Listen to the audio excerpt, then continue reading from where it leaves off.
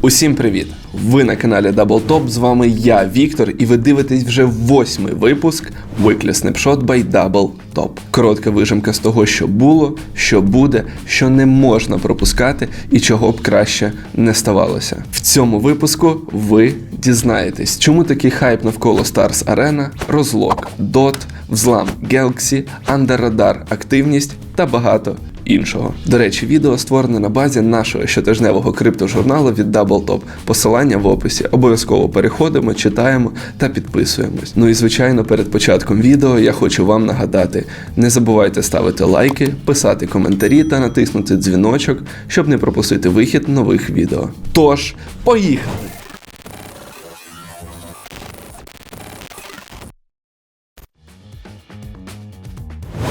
Хопіум від CZ. Сьогодні вночі голова Binance написав в Binance Feed, це така соціальна мережа всередині Binance, свої думки, чим додав трішки хопіума для звичайних криптонів.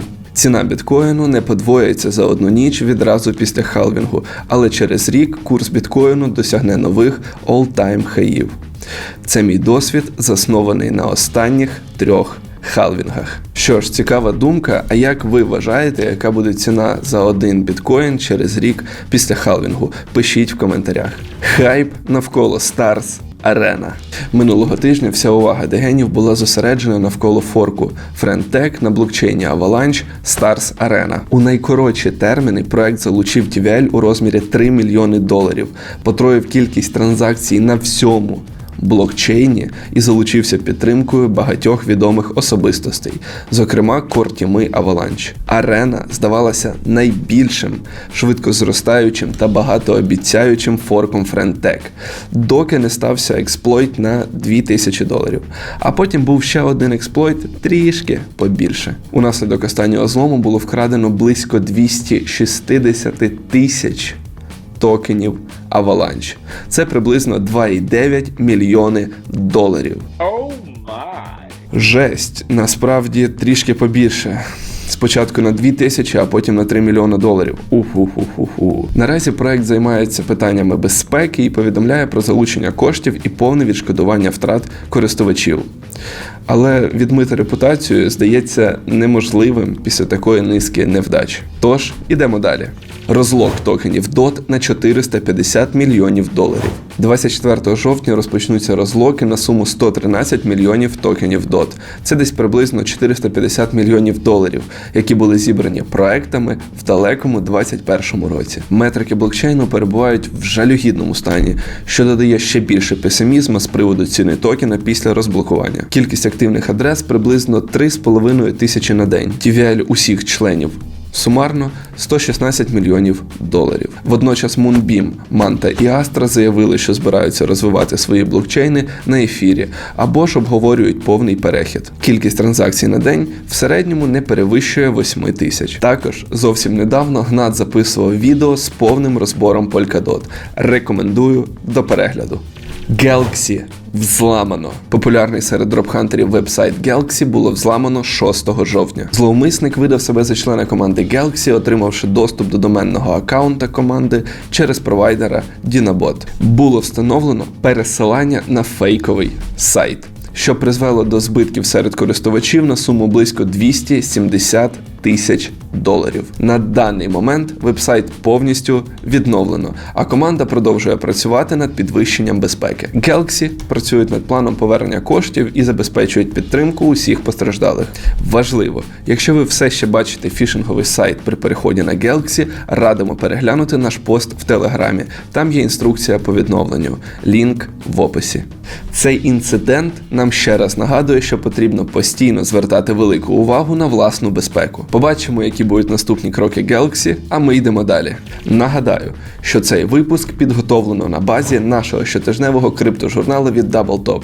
Якщо хочеш бути в курсі всіх останніх новин та отримувати альфу раніше за інших, обов'язково переходь, читай та підписуйся. Усі посилання в описі. У вересні криптостартапи залучили $560 мільйонів, що на 60,5% більше, ніж у серпні.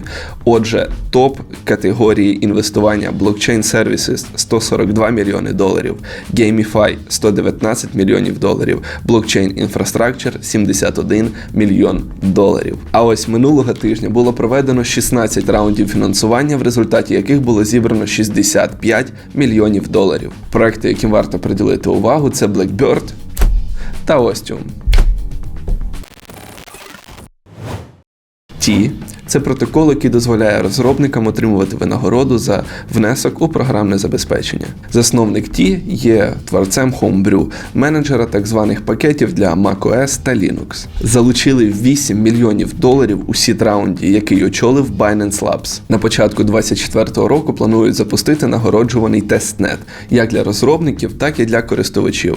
Щоб потрапити в whitelist, необхідно залишити пошту за посиланням, яке знаходиться в описі під цим відео. Так само, можливо, скоро буде запущено амбасадорську програму, а поки що можна в Діскорді отримати різні ролі, які залежать від кількості XP. Заробити XP можна за створення контенту, відвідування зізвонів, ретвіти та різного рівня контриб'юшени. Детальніше в каналі Levels у Діскорді проекту. Активність в Діскорді мала, тому точно не варто спамити і писати в повідомленні одне слово.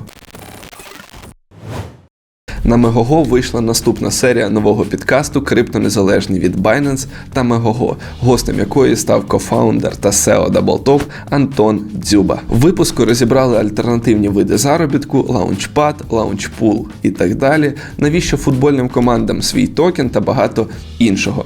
Випуск можна подивитись на Megogo, лінк в описі під цим відео. А тепер перейдемо до маленького, коротенького криптофакту.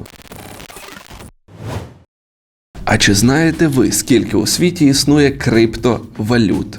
23 тисячі. Якщо брати середнє значення, починаючи з першого дня існування біткоїна в далекому 2009 році, то це 5 нових криптовалют щоденно. Дякуємо, що залишаєтесь з нами. Цей випуск було підготовлено на базі нашого щотижневого криптожурнала від DoubleTop. Щоб бути в курсі всіх актуальних новин та отримувати альфу раніше за інших, обов'язково переходь за лінком в описі та підписуйся. Ну і звичайно, підписуємось на наш YouTube канал, ставимо лайк і обов'язково пишемо в коментарях свої запитання, побажання та пропозиції. Ми працюємо для вас. Ваш DoubleTop.